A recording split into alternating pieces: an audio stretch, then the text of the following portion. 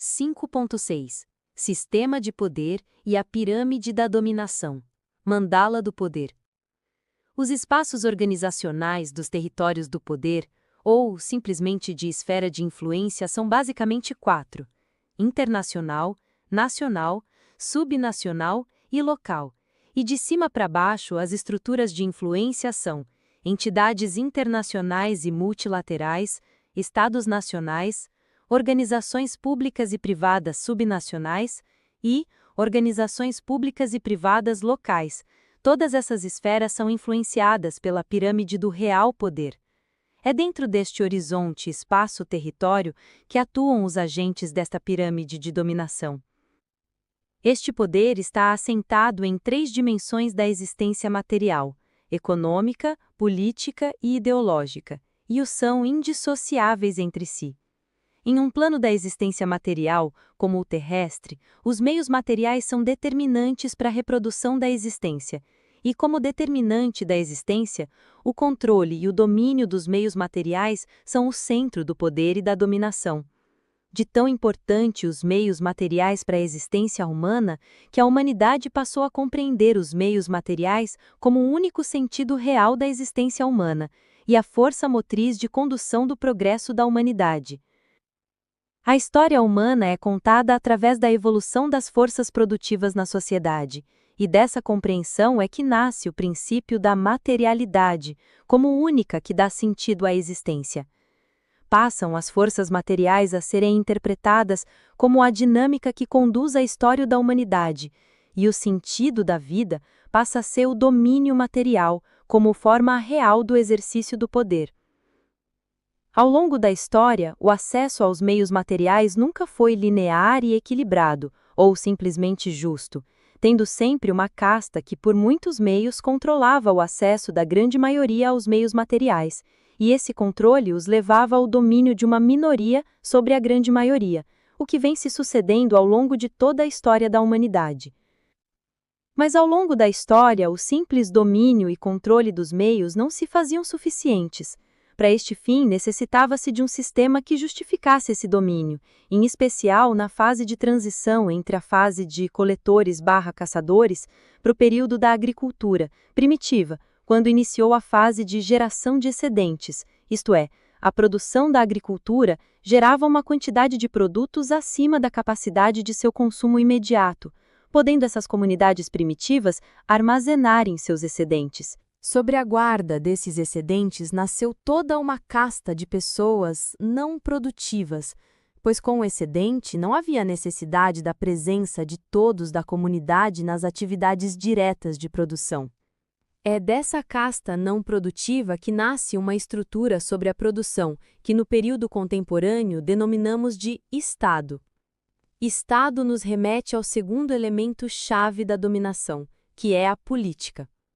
Política nasce como reflexo da organização do excedente da produção de uma casta não produtiva, que ao longo da história da humanidade vai se desenvolvendo e tornando-se mais complexa, até os tempos do Estado moderno.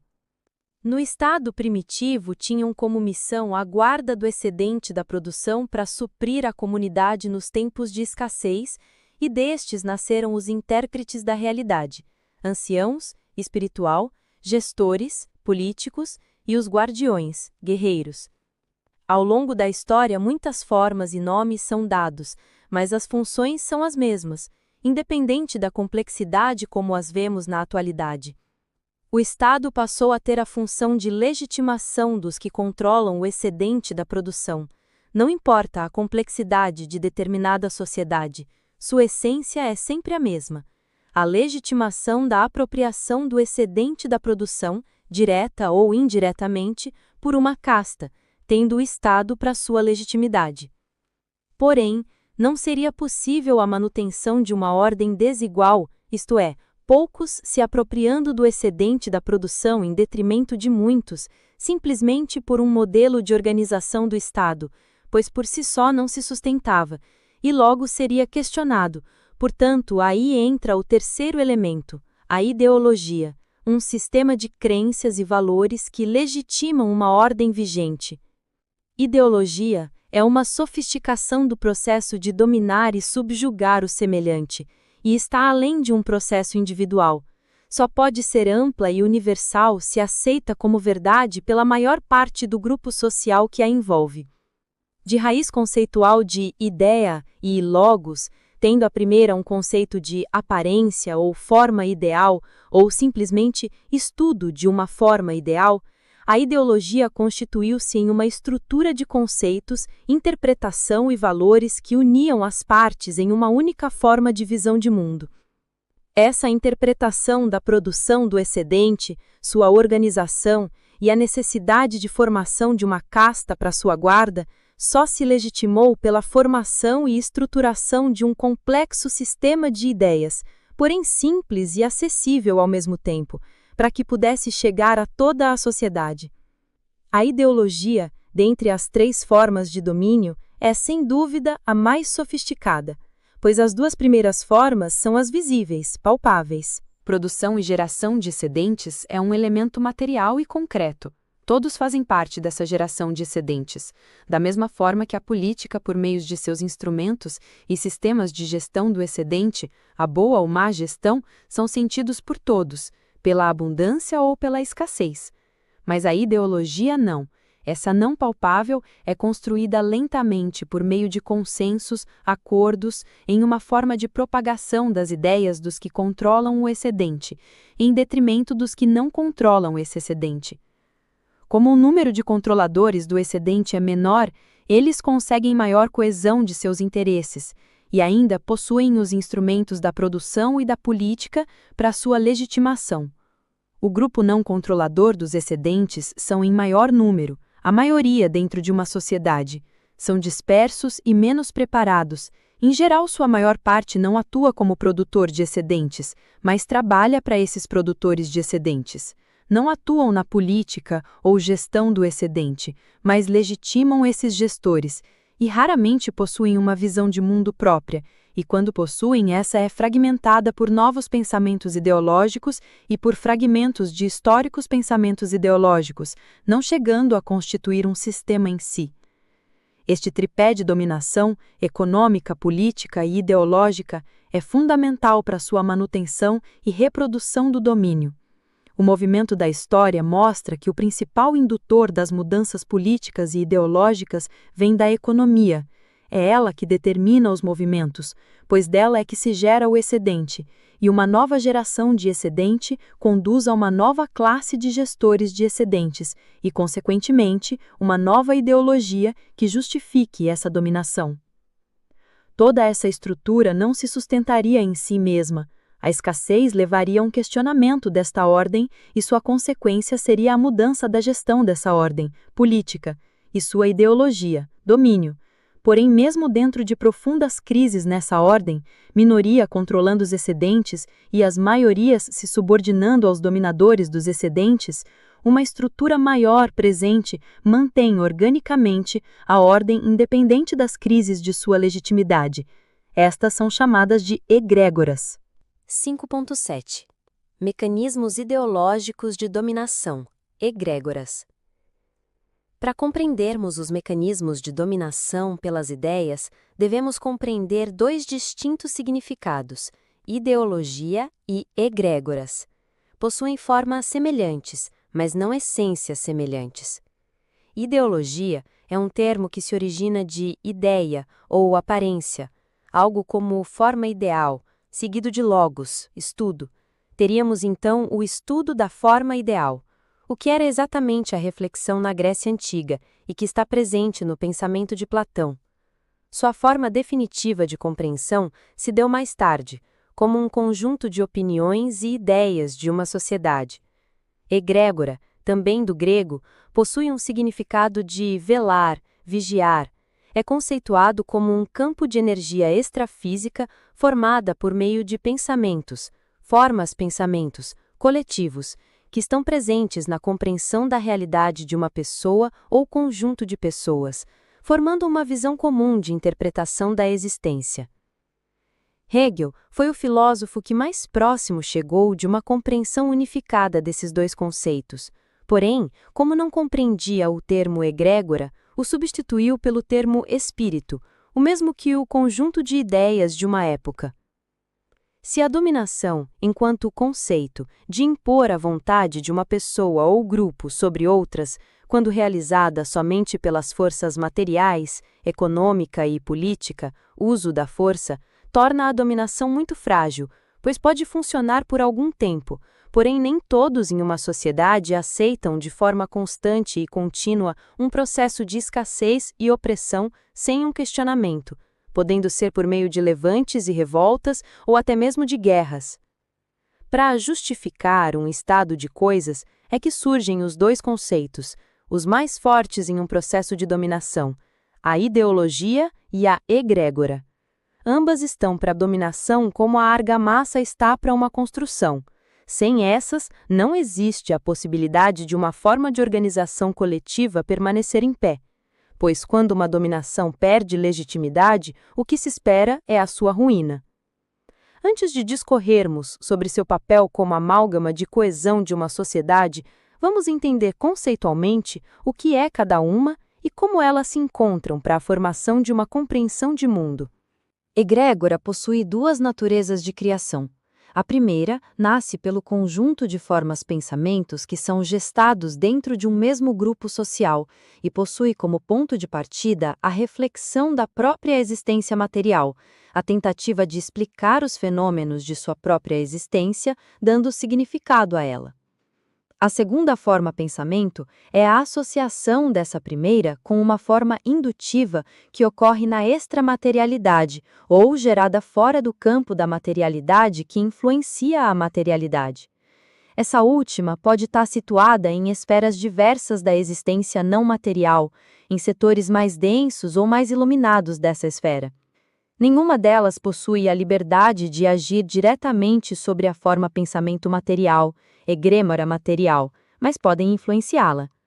Para deixar mais claro, ainda que habitantes extrafísicos possam influenciar os habitantes físicos, os primeiros não podem intervir diretamente para a formação de formas-pensamentos, mas somente pelas formas-pensamentos já manifestadas na materialidade. Vejamos o nascimento da egrégora do capitalismo, que decorreu de um processo de ideais que deslocavam a religião, forma-pensamento dominante, pela compreensão do homem individual livre, ou seja, que o ser humano seria mais um processo histórico e menos uma criação, iniciado pela derrubada do conceito geocêntrico. Mais que uma compreensão geofísica, foi a primeira abertura do materialismo para deslocar os elementos transcendentais da existência. Essa compreensão desencadeou novas formas-pensamentos de entendimento da realidade, agora livres do pensar transcendental, dando vazão à materialidade, materialismo. Momento este em que as forças de produção passam a se modificar. O homem entra na era material da produção. No plano não material da existência, já existia o conceito de capitalismo e sua forma de organização, mas só foi possível sua conexão com o universo da matéria quando esta se abriu para essa nova visão em seu próprio processo histórico. O que queremos explicar com isso? É que não existe a possibilidade de algo que não possua uma referência construída enquanto ideia na materialidade e ampliada como forma pensamento coletivo ser implantada por um processo externo a ele. Então, toda a egrégora extrafísica depende das forças físicas para sua manifestação na materialidade. E essa materialidade vem dos conceitos de ideologia, algo como forma ideal, ou estudo da forma ideal. Uma ideologia não é em si mesma algo bom ou ruim, é um conceito coletivo de compreensão de uma realidade por interpretação ou idealização. A ideologia passa a cumprir seu papel de dominação quando essa criação passa a ser usada para legitimar determinados conjuntos de ações que legitimam os atos de subordinação e controle formulados por estes princípios legitimadores. O capitalismo, enquanto egrégora, nasceu da evolução de um conceito de mercado, que era um espaço de trocas, algo comum para o ser humano desde a Revolução Agrícola, há mais de 10.000 anos, e evoluiu para alguma sofisticação quando se estruturou em comércio, Ou seja, quando sua atuação deixa de ter as características de trocas e passa a ser organizada e controlada por grandes companhias de exploração ultramarinas. É um mercado em grande escala, que somente grandes comerciantes dispunham de recursos para esse fim, com a realização de trocas, auferindo grandes resultados. Porém, ainda nesse período, para a maioria da população, prevalecia o mercado de trocas por meio de moedas ou escambo. A acumulação de recursos nessas trocas por esses poucos grandes comerciantes, além do financiamento das grandes explorações, permitia a estes ganharem muito dinheiro com os juros pagos pelos reis e a nobreza no financiamento de guerras. Esses valores acumulados logo passaram a se associar com outros empreendimentos nascentes, como a produção em escala nascida do cercamento das terras inglesas, aonde a pastagem era livre e passa a ser cercada, limitando o artesão de lã a se manter em sua pequena produção individual. Desprovido dessa possibilidade, passa a vender sua hora de trabalho para os senhores donos das unidades de produção, organizados em grande escala, assim nascendo o capitalismo industrial. Do mercado, comércio e agora as unidades industriais, e o seu controle passa a ser daquele que detinha o capital. O capital, uma forma de acumulação de riqueza material e imaterial, passa a ser a forma que iria fundar a sociedade contemporânea e dela se consolidar a maior e hegemônica egrégora materialista já constituída pelo ser humano. De tão intensa e hegemônica, essa força ideológica se consolidou e permeou todas as áreas da existência humana de tal forma que a vida fora dela é vista como não existente. E de tão intensa, relegou o pensamento metafísico, inclusive Deus, a uma esfera de especulação, pois essa egrégora se utiliza intensamente do pensamento científico materialista para sua legitimação e negação de outra forma de interpretação da realidade. Outra egrégora nasceu para contestar esta, o comunismo, pois possuem a mesma essência, são faces de uma mesma moeda. O comunismo nasce como antítese do capitalismo na expressão da dialética materialista. Portanto, a fundação do comunismo depende das bases estruturais do próprio capitalismo a que se opõe. Para outra visão, de pensamento positivista materialista, o comunismo seria uma forma superior do próprio capitalismo, e não sua superação.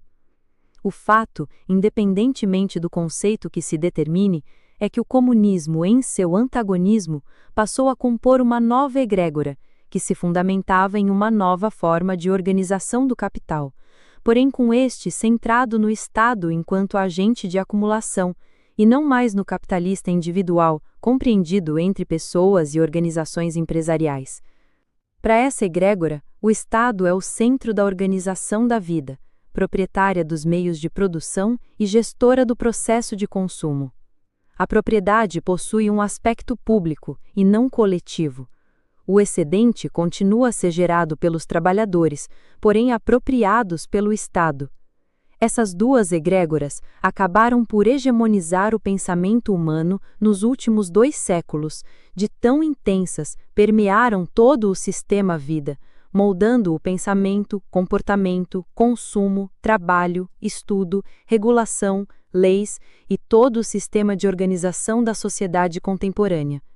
De tão intensas, as antigas egrégoras, destaca-se o pensamento religioso, que passou a ser menos influente quando não adaptado a estas novas egrégoras. As atuais egrégoras elevaram o pensamento materialista ao limite da possibilidade da existência.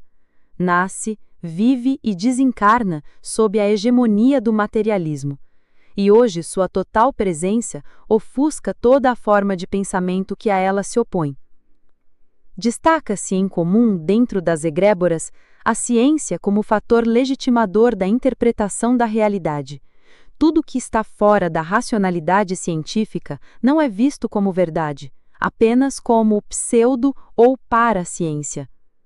As egrégoras moldam o pensamento e a realidade humana. Ainda que hegemônica, não estão presentes acima da realidade humana, pois elas também são um processo de construção humana. Os anjos caídos tiveram o sucesso de afastar a presença do Criador de sua própria criação. porém como conceito, e não como existência. E quando o fizeram, trouxeram toda a existência para sua externalidade da vivência, e não mais pela presença de sua essência.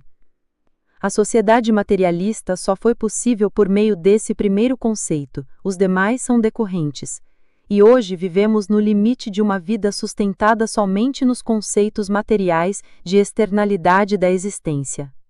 A grande novidade é que, sendo uma construção humana, por ela pode-se caminhar para sua mudança, e hoje nascem na sociedade novas formas de pensamento superiores a essas egrégoras, tendo como fundamento a reintegração do ser humano à sua essência, e desta a edificação de uma nova forma de organização de vida na Terra.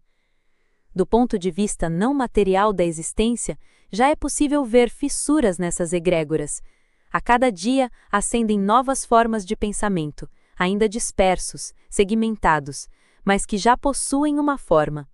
Logo que esses dispersos pensamentos tomarem uma característica de sistema, as bases das egrégoras hegemônicas começarão a ruir. É importante destacar que a cada nova visão de mundo que se estabelece neste horizonte é como um furo dentro de um reservatório, passa a vazar e dessa forma esvaziar a egrégora, e isso já vem acontecendo. Porém, um reservatório não esvazia, e sim é preenchido por outras formas de visão de mundo. 5.8. Servidão ideológica. Existem duas formas de servidão, a consciente e a inconsciente. A servidão ideológica consciente é aquela em que uma pessoa, mais de uma pessoa e até mesmo uma comunidade inteira possui a plena consciência do domínio a que estão submetidos e aceitam como uma ordem natural. Para esse exemplo, uma das mais brutais servidões, a escravidão. A escravidão foi aceita, naturalizada já nos primórdios da sociedade humana e permaneceu por seu mais longo período, só sendo extinta no século XIX. E ainda depois de sua extinção, suas repercussões permanecem até os atuais tempos, em especial pela manifestação do preconceito de raça. Ainda que brutal, desumana e incompatível com as leis superiores do Criador, esse modelo, que nasceu da conquista de uma tribo sobre outra, passando pela escravidão da dívida, nada tinha em suas origens a questão racial, que somente tempos depois passou a ser uma condicionante e legitimado pela sociedade. Até para os escravizados, por muito tempo, essa condição foi dada como natural, como se isso fosse uma determinante superior à presença humana, e não fruto de sua própria construção. Algo de semelhante condição ocorreu com o gênero feminino. Em poucas sociedades primitivas prevaleceu o matriarcado, sendo hegemônica a presença do patriarcado. Conquistas básicas, como a participação mais ativa pelo voto, podemos dizer que está muito próximo da data de libertação da própria escravidão no mundo. São servidões que sempre caminharam juntas. Esse modelo de servidão era visível, palpável, porém sua aceitação foi naturalizada, mas era uma servidão consciente, não necessariamente refletida ou até mesmo questionada. Demorou muito tempo, mas a razão e as conquistas humanas e civilizatórias chegaram ao ponto de ruptura, quando a abolição se estende ao mundo e o voto se torna universal. Porém, nada no processo de dominação é ao acaso. É neste mesmo período que entra no cenário um conceito liberal, em sua expressão dual. O modelo capitalista de assalariado entra em cena, e necessário era a liberdade do trabalhador para a venda de seu tempo de trabalho. A liberdade da venda de sua força de trabalho era incompatível com a escravidão e com as segregações políticas, como o voto e a participação em representação das mulheres no meio político. Entra em campo a ideologia materialista, organizada na forma do capitalismo. A ascensão do modelo de servidão inconsciente é o momento em que as pessoas deixam de ser propriedades e passam a ser mercadorias, de escravos como objeto de venda no mercado, ao trabalho que passa a ser vendido em uma sociedade de mercado. Essa é uma mudança profunda na organização da sociedade que teve início em meados do século XVII e permanece até os atuais tempos. O capitalismo, como sistema de organização da sociedade, o mercado como o grande mediador das relações, a propriedade privada como meio, o capital como fim em si mesmo. Esse modelo de organização necessitava da técnica aplicada à produção para o aumento da produtividade do trabalho, e por meio do desenvolvimento dessa técnica, a produção da tecnologia e da ciência aplicada à otimização do capital. Junto com esse modelo de reprodução do capital que se realizava em sua conversão mercadoria por dinheiro no mercado, nasce a sociedade de consumo, um sentido de existir com relação à necessidade do consumir como forma de realização humana. Quando o modelo se firma, a existência passa por uma nova compreensão, do ser ao ter. O ser sempre foi uma preocupação existencial, que se expressava pelos questionamentos de quem sou, de onde vim e para onde vou, preenchido de explicações de ordem filosófica, sociológica, psicológica e religiosa ao longo da existência. Com a afirmação da sociedade do consumo, essas reflexões deixaram o universo interior das pessoas e passaram ao universo exterior das pessoas, levando à compreensão que a vida não é algo em si, mas algo em relação ao que posso trocar no mercado. É a externalidade existencial do ser humano. A sociedade do consumo, ou a da realização do capital, é o marco da maior escravidão que o ser humano chegou em sua alienação da existência. Se de forma consciente naturalizavam a escravidão, algo incompatível com as leis da evolução universal, a sociedade de consumo se espalhou por toda a sociedade e a fez modelo de organização para todas as pessoas do planeta, a tal ponto de que quem resiste a esse modelo é considerado subversivo, ou simplesmente tribal ou eremita. A sociedade do consumo realiza-se em si mesma, pois é no mercado que se realiza o capital. A vida do ser humano passa a refletir apenas o que fora está. Portanto, o ter é o determinante da existência. Caso o ser humano não tenha, esse deixa de ter valor, pois nessa forma de organização, o ser é um elemento secundário ou até desnecessário. A sociedade do consumo só valoriza o ter e a aparência do ter, e o universo imaginário da sociedade gira em torno do sucesso do ter. Tudo, em todos os lugares, a todo o momento, o ter se sobrepõe ao ser. O sucesso é a conquista do material, cada vez mais em maior quantidade, que logo descartado é quando não reflete a nova imagem do ter, pois o ter está em constante mudança para seguir o fluxo de realização do capital. O sucesso é a conquista do material, cada vez mais em maior quantidade, que logo descartado é quando não reflete a nova imagem do ter, pois o ter está em constante mudança para seguir o fluxo de realização do capital. Grande parte da humanidade vive essa realidade, serve a essa realidade, escravo é dessa realidade. Se nos espantamos nos perguntando como a escravidão era aceita por nossos antepassados, hoje olhamos e vemos como a sociedade aceita essa forma de viver pelo consumo para a realização do capital. Uma forma de organização que possui na ordem financeira o grande mediador da existência e como somente se atribui valor do ter, vemos milhares e milhões de pessoas à margem desse modelo em situação de profunda precariedade e miséria, e os veem apenas como perdedores do modelo, simplesmente desprezando o valor de cada ser em si pelo simples fato de ser, o seu maior valor. Hoje, todos os seres humanos vivem nessa servidão ideológica. Já foi refutada, porém por outro modelo que os alienava, a sociedade regulada do comunismo. O comunismo nasceu como uma ideologia libertadora, renunciava ao jugo da dominação do capital, sua opressão e alienação, propunha restaurar a liberdade do trabalhador por meio da supressão da propriedade privada, coletivização dos meios de produção e a ditadura do proletariado, ou simplesmente a supremacia da classe trabalhadora sobre a classe burguesa, até a completa extinção desta.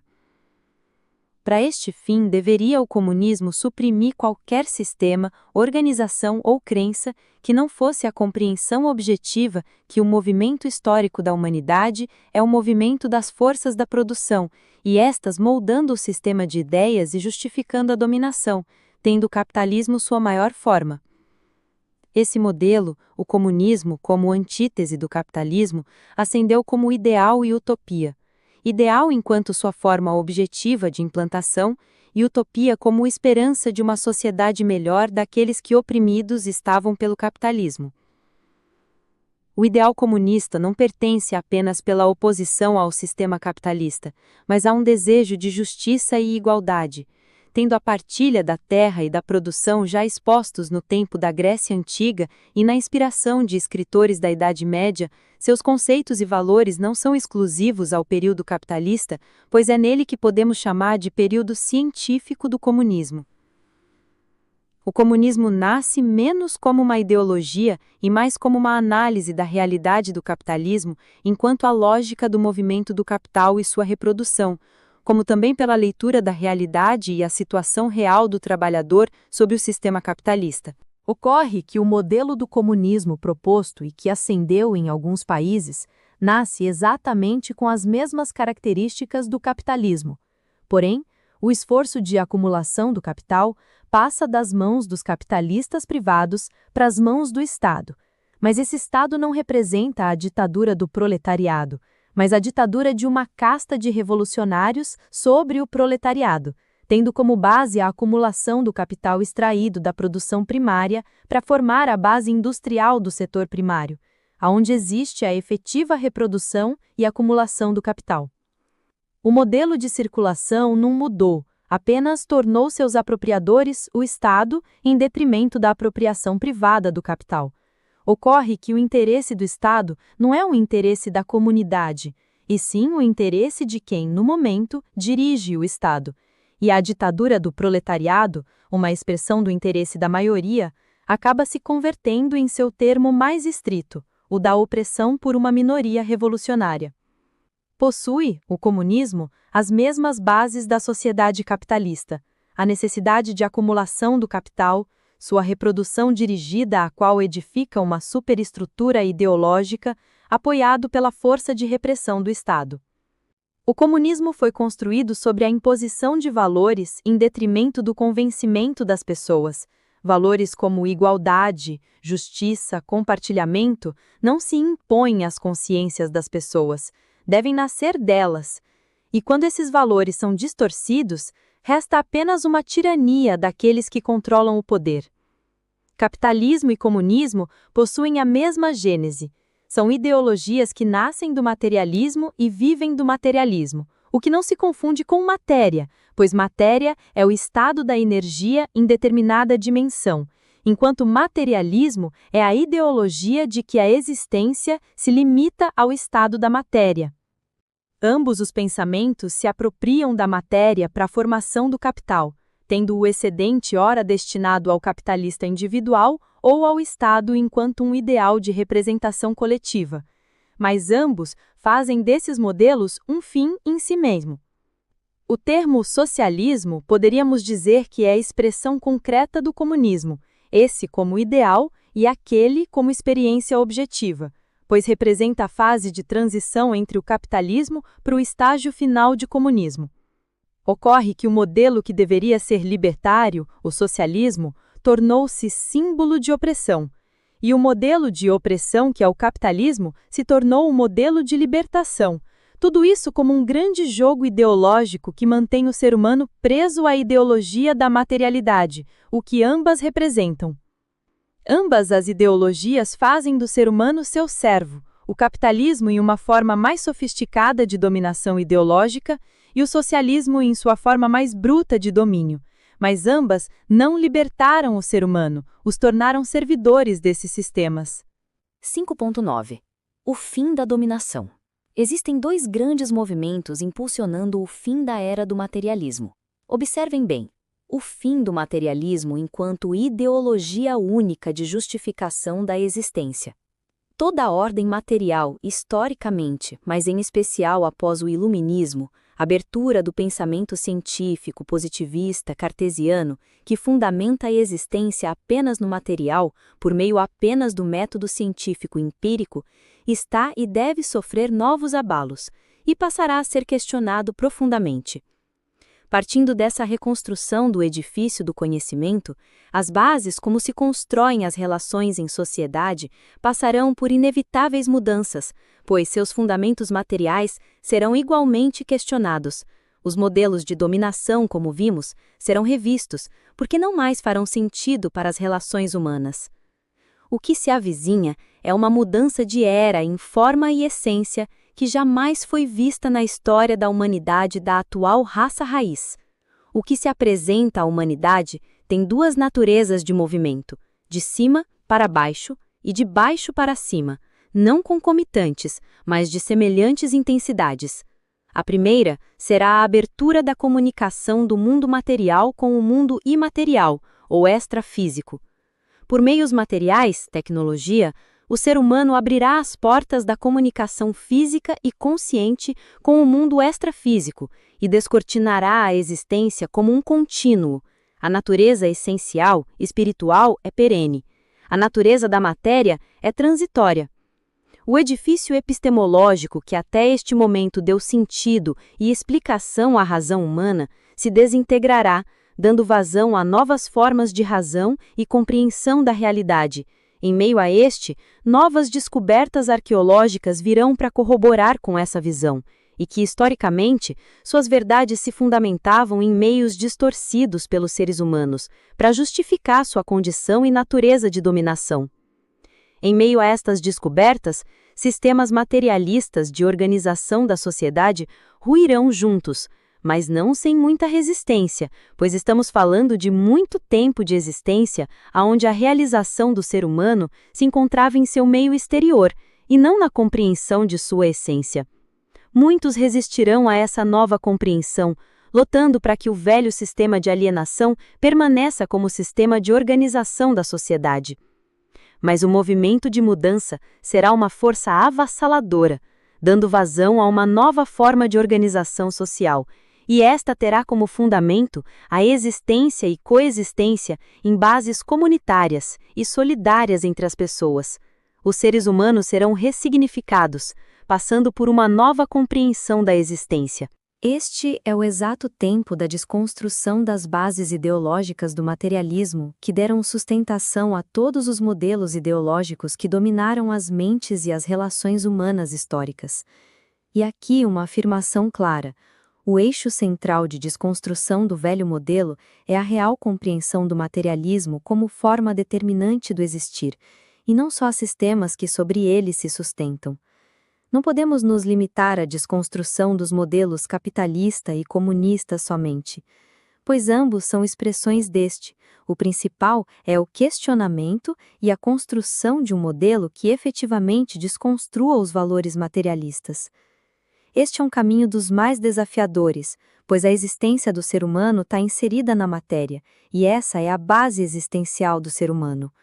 O desafio é a construção de uma compreensão de que nossa existência não se limita ao plano da matéria, está muito além dela, e com base nesse conceito, criar as bases de novas relações que transcendam a simples existência em bases materiais.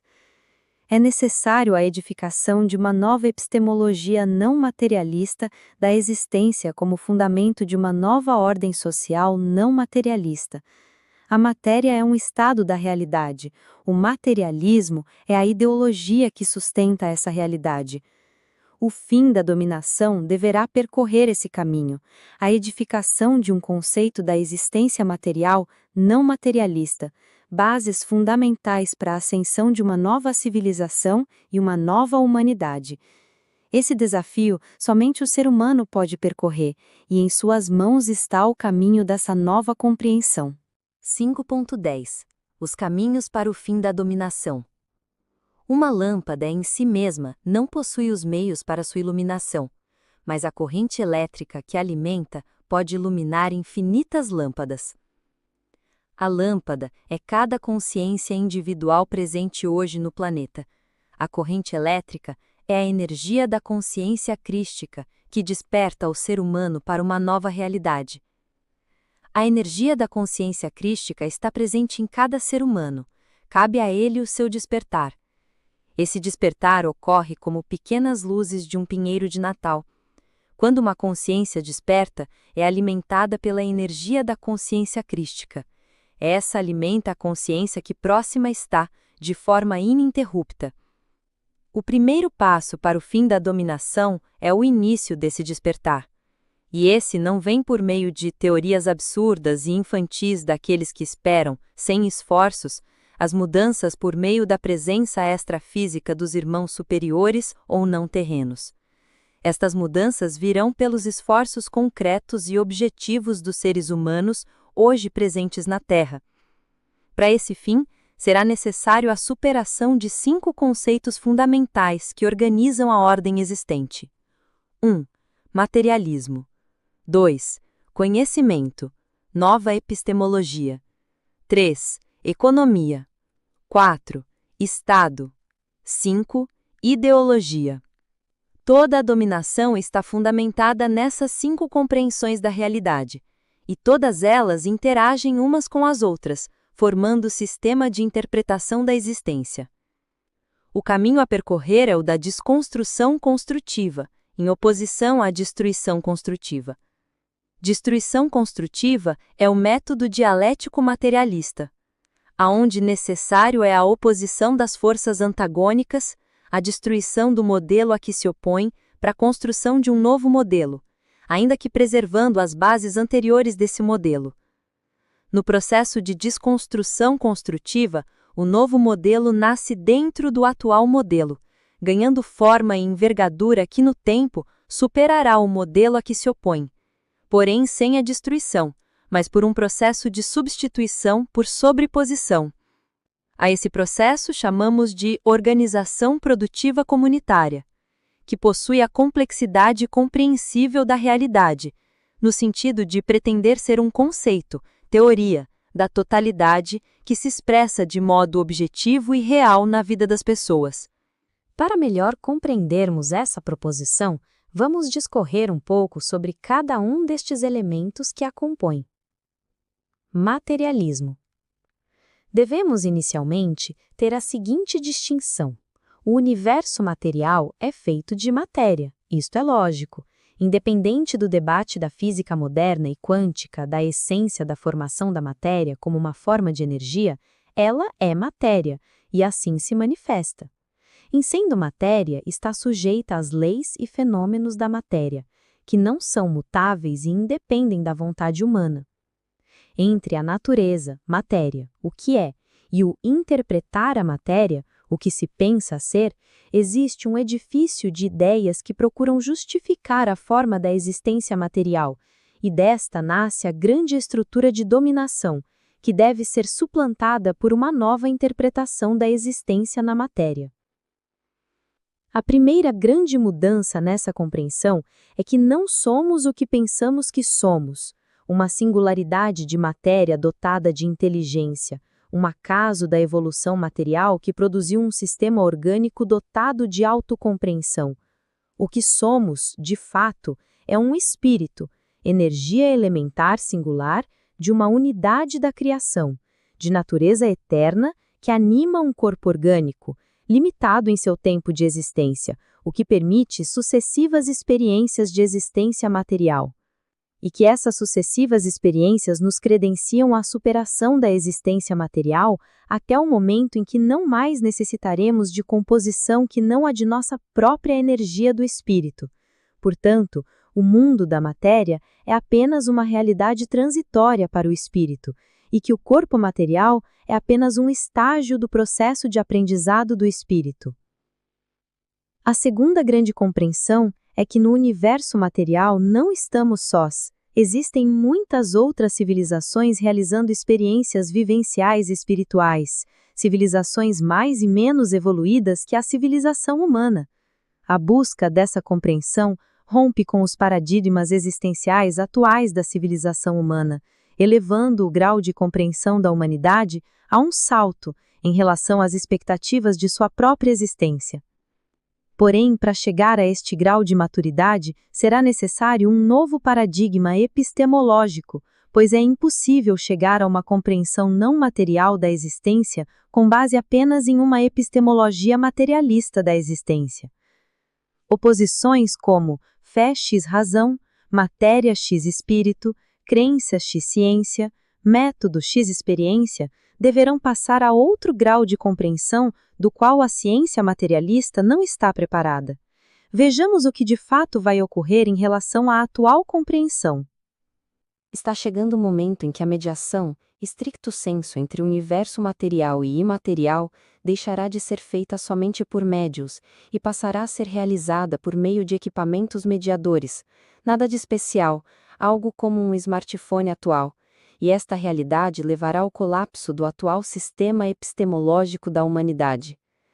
A humanidade deverá reconstruir todo o seu sistema de crenças, e para tal fim, será necessária uma nova epistemologia, pois além da descoberta deste real universo não material, terá que dar conta da reconstrução de todo o seu saber, e para este fim, deverá nascer uma nova ciência denominada de cristológica, tendo como fundamento a epistemologia da cristicidade, uma ciência que se fundamenta nos métodos existenciais desta unidade existencial, matéria e espírito, como indissociáveis em sua compreensão. Decorrendo dessa compreensão, uma nova forma de gerir o mundo material, que passa por uma nova ética da existência. O comportamento movido por valores individuais e coletivos da atual compreensão ética, que hoje é visto como o sujeito individual, movidos pelas suas vontades, e as regras coletivas que normatizam essas vontades, passarão a ser compreendidas como uma ética integrativa de existência ampla. A ética integrativa de existência ampla possui o pressuposto que nossas vontades expressas em ações de natureza individual e coletiva transcendem os limites de nossa individualidade e coletividade material, pois somos sujeitos materiais transitórios, realizando uma vivência temporária dentro de um padrão existencial que transcende a matéria em um processo não histórico. Tendo essa compreensão, as implicações são de extensas repercussões. O ser humano deixará de ver a si mesmo enquanto singularidade e pluralidade em uma existência aleatória, passando a se ver como parte concreta e objetiva de um sistema evolutivo maior. O ser humano se verá como parte, e não mais a parte, de um grande sistema cosmológico, que assim como ele, em sua singularidade, e os humanos em sua pluralidade, presentes estão em um grande e integrado processo da criação. Esta compreensão existencial naturalmente se manifestará em uma nova ética da existência, e desta, os fundamentos para a nova organização social, que fundará a nova economia, uma nova compreensão do Estado e da ideologia. A economia será fundamentada em uma organização produtiva comunitária, onde as cadeias produtivas terão como objetivo suprir as necessidades humanas para melhor a humanidade realizar seu plano de evolução. A economia terá como base a organização comunitária em todas as suas fases, como a produção e o consumo. A base de produção de insumos e matérias-primas será sustentável. Nada se extrai da natureza que não possa ser reposto. O uso de animais na produção ou mesmo para o consumo será abolido. A extração de matéria-prima será somente na medida exata das necessidades, dispensando o desperdício. A indústria de transformação de bens de consumo direto ou de transformação será intensamente local e comunitária, seguindo sua vocação local, e essas unidades farão trocas com as demais comunidades para suas complementaridades. A industrialização fará intenso uso de tecnologia para reduzir o tempo de trabalho humano, e seu objetivo é o atendimento das necessidades humanas e não suas vontades. O consumo segue a lógica da produção, a lógica das necessidades humanas e não de suas vontades. Portanto, o consumo pela moda e a cultura do descarte devem desaparecer. Gaia, Mãe Terra, será vista como parte fundamental de nossa existência. A preservação dela será nossa própria preservação.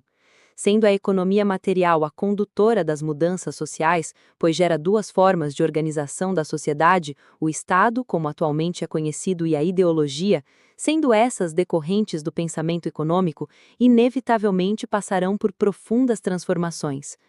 O Estado é um processo evolutivo humano decorrente da geração primitiva de excedentes, e por muito tempo permaneceu com essa relação direta e dependente, mudando apenas conceitualmente de período em período. Essa compreensão associada ao excedente ao longo do tempo passou a ser compreendida como um sistema autônomo, onde a gestão desse excedente ganhava uma certa complexidade. O exato momento dessa relativa autonomia, em sua compreensão, foi a transição entre o controle do excedente na forma material, produção, para o sistema de pagamento de impostos, ou simplesmente pela substituição de parte da produção diretamente pela moeda.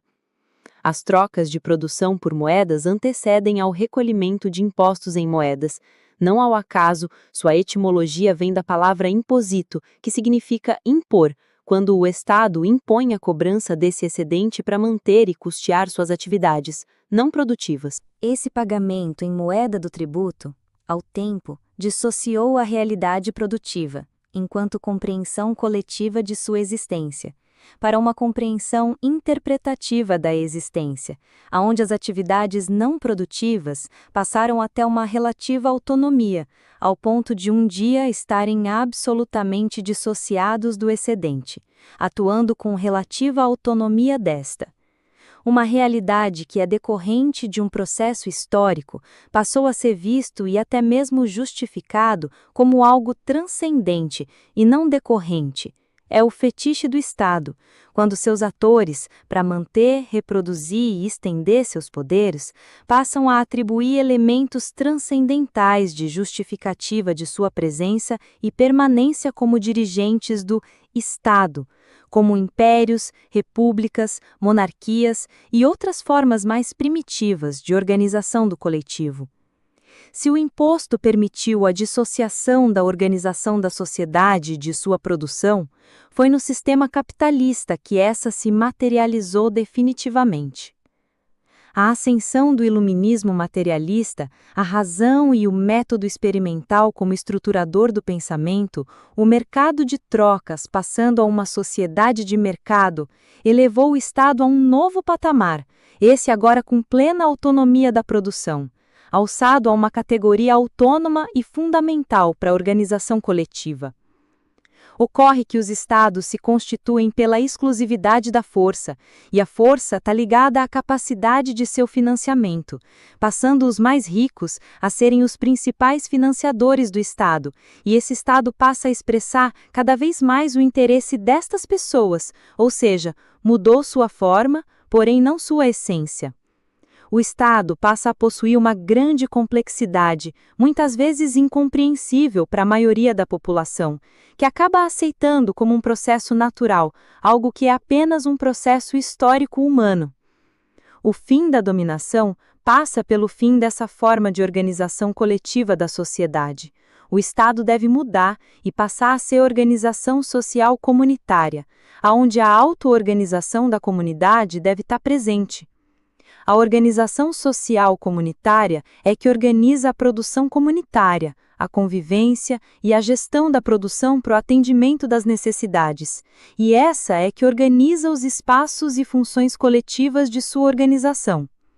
A organização deve ser local, tendo apenas espaços coletivos de planejamento supralocais, e nunca estruturas autônomas supralocais, onde a competição não mais existe. Essa dá lugar à plena cooperação.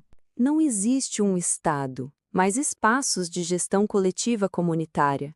A comunidade está a serviço das pessoas, assim como as pessoas estão a serviço da comunidade.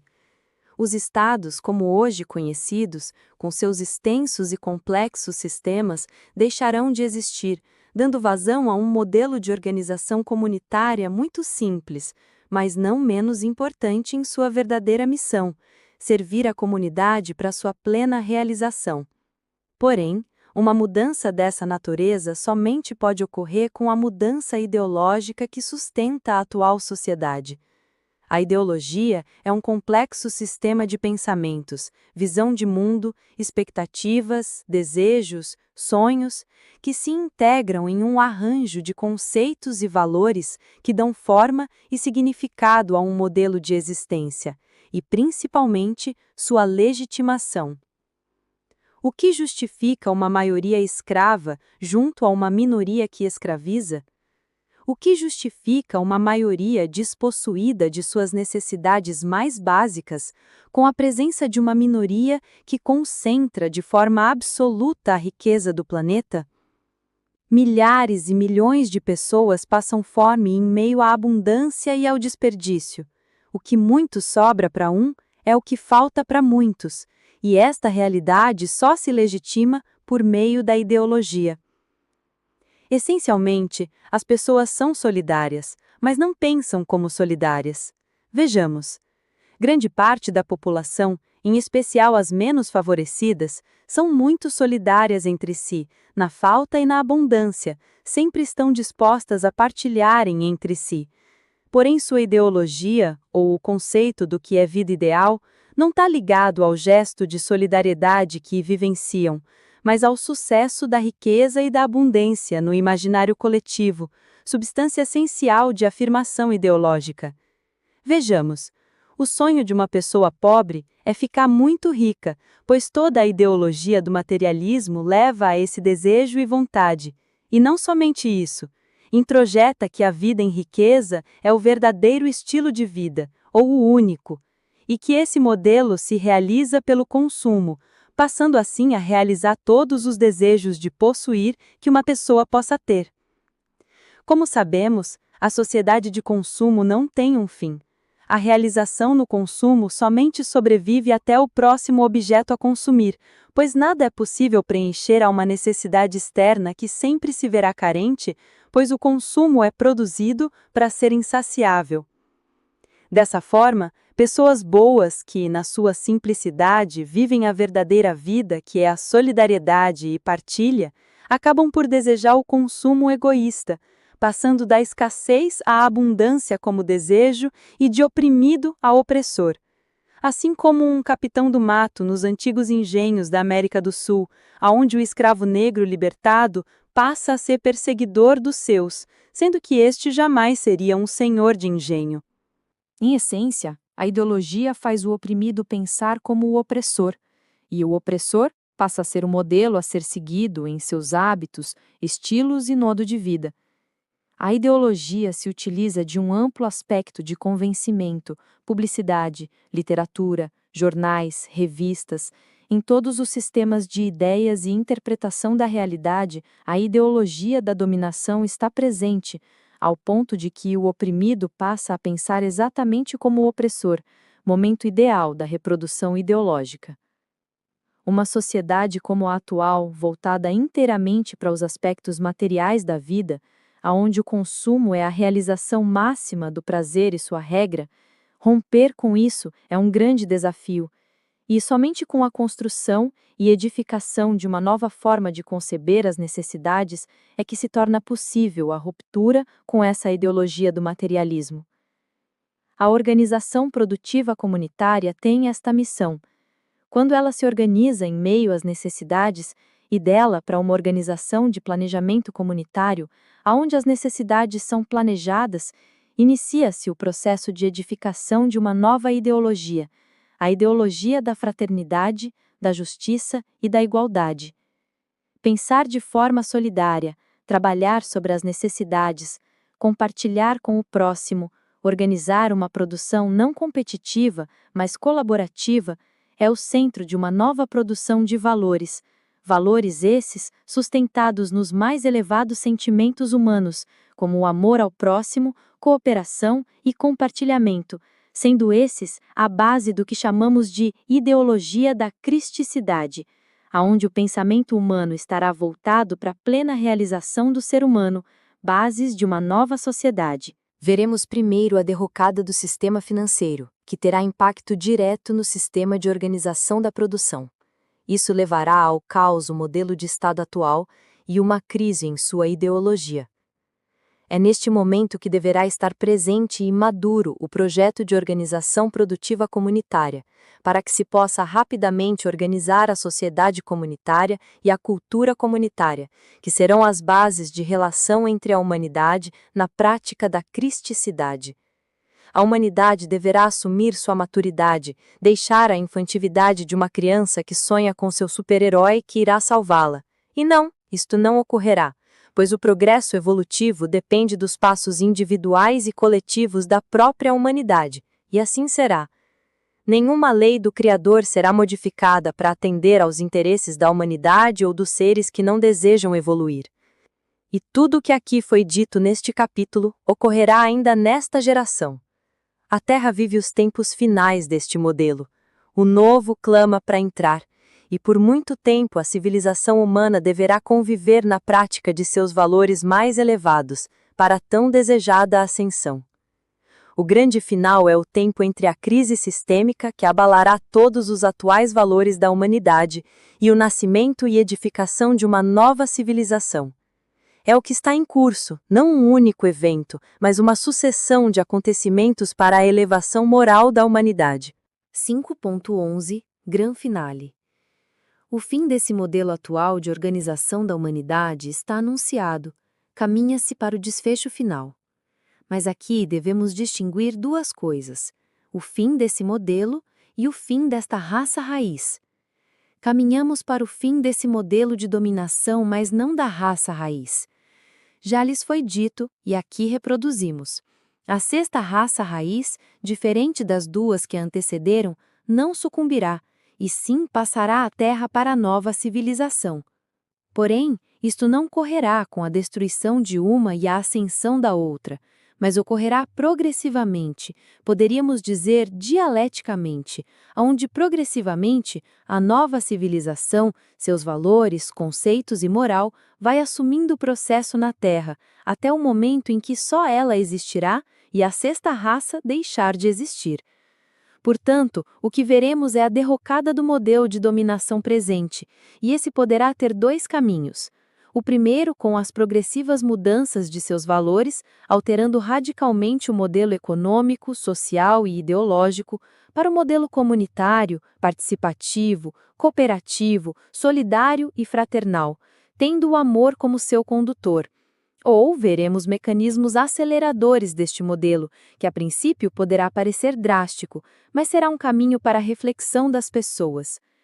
Estamos falando de acontecimentos geológicos, naturais, que podem vir de muitas origens, terremotos em si ou provocados por irrupção vulcânica, gerando tsunamis, tempestade solar e muitos outros recursos que a natureza tem para se proteger.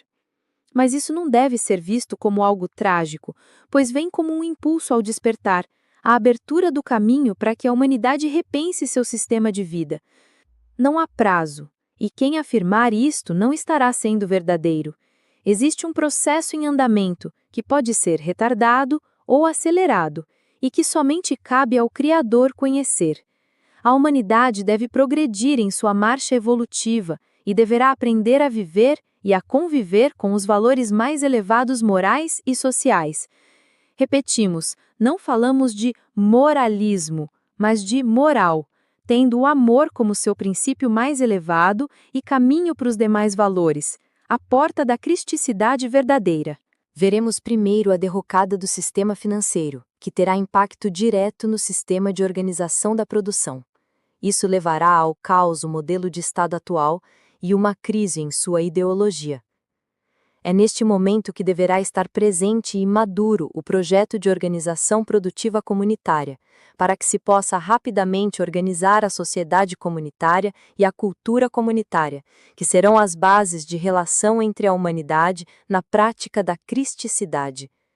A humanidade deverá assumir sua maturidade, deixar a infantilidade de uma criança que sonha com seu super-herói que irá salvá-la. E não, isto não ocorrerá, pois o progresso evolutivo depende dos passos individuais e coletivos da própria humanidade, e assim será. Nenhuma lei do Criador será modificada para atender aos interesses da humanidade ou dos seres que não desejam evoluir. E tudo o que aqui foi dito neste capítulo ocorrerá ainda nesta geração. A Terra vive os tempos finais deste modelo. O novo clama para entrar, e por muito tempo a civilização humana deverá conviver na prática de seus valores mais elevados, para a tão desejada ascensão. O grande final é o tempo entre a crise sistêmica que abalará todos os atuais valores da humanidade e o nascimento e edificação de uma nova civilização. É o que está em curso, não um único evento, mas uma sucessão de acontecimentos para a elevação moral da humanidade. 5.11.1 Por uma nova civilização. A humanidade é muito mais do que imagina ser. É a essência do Criador que se manifesta na cristicidade, valores fundamentais da existência que hoje realizam o plano da evolução. Civilização é a experiência vivida pela humanidade na materialidade. A sexta experiência vivida encontra-se às portas da sétima civilização, a última da experiência humana, porém esta não será submetida a provas e expiações, cumprirá a missão de regenerar a raça humana no caminho de sua ascensão. A nova civilização nasce mais de um ambiente de transformação da atual do que a vinda da nova, até mesmo pelo motivo de ser misto, fruto de uma dialética de evolução, pois a cada momento que a atual civilização evolui, novos humanos mais evoluídos aqui estarão, e quando novos seres humanos mais evoluídos aqui estão, mais evolui a atual humanidade, até o momento em que somente seres evoluídos aqui estarão. Portanto, a nova civilização é o processo de evolução da atual, o que aumenta em muito a responsabilidade da atual civilização, pois o seu compromisso é muito elevado e dela depende os passos da humanidade. A nova civilização é a realização da evolução pela assimilação individual e coletiva dos valores crísticos. O momento em que o amor se torna regra da existência, aonde o outro se torna mais importante que o eu, tempo de compaixão, solidariedade e partilha. Tempos de um ser humano maior, fruto de seu caminho e conquista. A nova civilização é o processo de evolução desta humanidade, os tempos da iluminação, de superação da ignorância. A nova civilização será o que a atual civilização fizer dela. Aí reside a grande responsabilidade do coletivo humano. O plano de evolução chega ao seu momento mais importante, e das atitudes, comportamento e valores desta depende o caminho da nova civilização. 5.11.2 Gesara. Abrimos este item com a missão de desmistificação da Gesara, termo associado a fundos financeiros universais. A lei, ato, para a reforma e segurança econômica nacional nos usa. O que ocorre e como ocorre sobre esse tema é uma cortina de fumaça sobre a realidade, uma forma de justificativa de ações com objetivos bem materialistas, em detrimento dos objetivos espirituais maiores. A civilização humana está submetida às leis universais da evolução, causa e efeito, e do progresso. Para este fim, a duras provas está submetida, inclusive a da riqueza e a da pobreza, uma condição dada ao espírito e por ele escolhida para seu processo de aperfeiçoamento moral. Porém, as condições de dominação e desigualdade não são determinadas pelo Criador, mas condições objetivas do atraso moral da humanidade, que ainda está submersa em seu egoísmo e individualismo, apegadas às condições materialistas da existência. O Criador apenas permite a utilização dessa desigualdade e domínio para que espíritos humanos possam vivenciar a realidade, pois um dia o dominador será o dominado. Vivencia-se a expiação na equivalência e realidade a que um dia submeteu seus irmãos. Isto traz o pressuposto da expiação e das provas submetidas em realidades e tempos distintos que venham a lapidar os espíritos, tornando-os aptos em seu caminho evolutivo. Que mérito teria uma parte muito pequena da humanidade ao acesso a fortunas incalculáveis apenas por negociar frações de supostos direitos creditícios? Concretamente, uma transação de aquisição de uma fortuna incalculável, astronômica, que nem tudo o que existe no planeta Terra teria o seu valor para ser adquirido. Desses hipotéticos créditos nasce a construção de teses, teorias, de redenção da humanidade, o que levaria à prosperidade material da humanidade para todos. um foco de realização do materialismo realizado no sonho de consumo, posse e propriedade. Estranho que a realização do progresso humano deva se dar exatamente como é atualmente. Uma sociedade que preza está ao materialismo, posse e consumo em detrimento de uma vida comunitária e solidária, sustentável na relação de utilidade necessária e não da imaginária movida por desejos e vontades. E ainda atribuem ao mestre Saint-Germain a posse de toda essa riqueza, sendo que sua maior riqueza é a manifestação da transmutação, a mudança da energia que corrompe pela energia que liberta o ser humano. Hoje vive-se um momento de absoluta concentração de renda e riqueza na humanidade como jamais visto em sua existência. Bilhões de pessoas são despossuídas do mínimo no mundo, e uma pequena parcela de centenas de pessoas possuem o que jamais poderão gastar, ainda que pudessem elevar essas fortunas a muitas existências. Não terá um Gesara para sanar e corrigir essa realidade. Seria como curar a doença da diabetes ministrando açúcar ao paciente. Haverá sim o progresso da consciência humana, pela sua conscientização de que esse modelo é injusto, inaceitável e imoral, e essa tomada de consciência levará a humanidade a um novo modelo, o modelo de organização produtiva comunitária. A realização de uma economia crística não está voltada à riqueza material na existência, mas da justa distribuição e equilíbrio em sua utilização. Todo ser humano deve ter acesso aos mínimos necessários, suas necessidades devem ser atendidas, e não suas vontades. Esse caminho a humanidade deverá percorrer, pois ninguém por ela irá percorrer. É seu maior desafio, pois é na esfera econômica aonde encontram-se as maiores contradições da existência humana. Alimentação abundante em meio à fome, moradias suntuosas em relação às precárias moradias de muitos, piscinas estonteantes em meio à carência de água, e assim em muitos setores da existência. É essa lógica que deve ser invertida, e assim deverá caminhar o ser humano. O verdadeiro progresso, a manifestação da justiça e da igualdade como sintomas dos passos evolutivos da humanidade e construção de uma nova civilização. 5.11.3 Caminhos para uma nova civilização. A marcha civilizatória da humanidade é uma realidade, da mesma forma que é uma constante, progressiva e irreversível. A humanidade caminha para ser uma verdadeira civilização. As mudanças são de natureza individual e coletiva. O ser humano, enquanto singularidade, deve sair e superar seu estado primário na materialidade para uma compreensão e forma de existência superior ao materialismo, isto é, superar os limites da compreensão material de sua existência. O primeiro movimento civilizatório é de dentro para fora. É a vazão do ser em sua verdadeira essência, a manifestação do Criador no seu ser, que é expresso pelos valores crísticos em sua existência. O primeiro valor crístico é o amor, essência que une todos os seres da existência. O amor é a pedra fundamental que edifica toda a existência e permeia todas as manifestações singulares no mais elevado princípio do existir.